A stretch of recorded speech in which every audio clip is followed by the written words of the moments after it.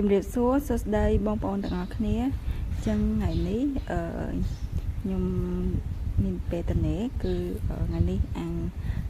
សាច់គោហើយនំតាគីសាច់គោអាំងឈ្មោះតាគី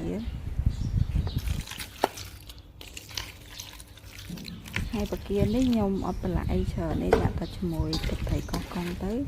យើងយកវាទៅដាក់អាំងទៅនាំបងប្អូនមកលេងផ្ទះហើយធ្វើបាគៀអាំងជាមួយនឹងគោបន្តិចញ៉ាំជាមួយបងប្អូន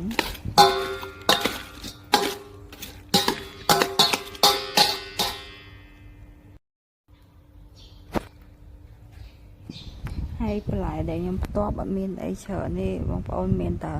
ការ៉ុតហើយស្ពៃ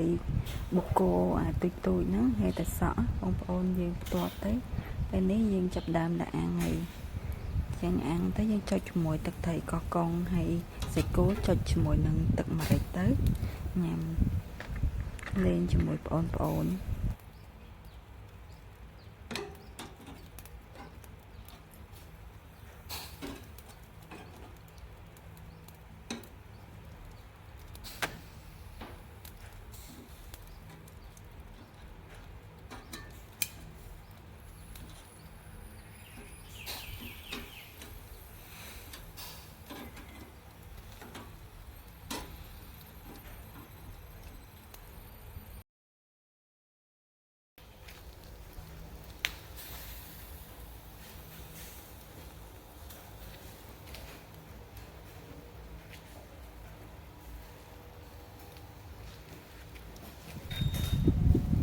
នេះសាច់របស់យើងហើយបាគៀរបស់យើងបាន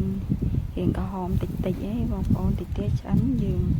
ចាប់វាដាក់ចានទៅហើយចាប់ដើមញ៉ាំបដាទៅតវានៅក្តៅមិនទៅណាឆ្ងាយនៅតែក្នុងផ្ទះក៏យើងអាចធ្វើនេះធ្វើនោះញ៉ាំជាមួយបងប្អូនយើងក៏សប្បាយម្យ៉ាងដែរហើយនៅផ្ទះខ្ញុំនេះសបោចាបទៀតបងប្អូនផ្សេងយំ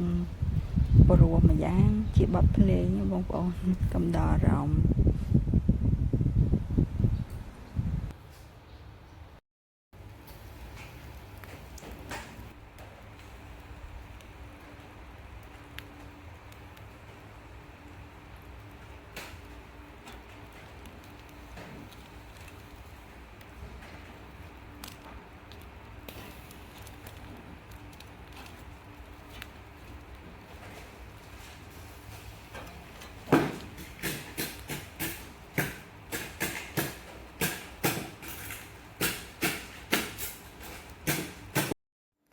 នេះបងប្អូនមកមុខអ្នកញ៉ាំហ៎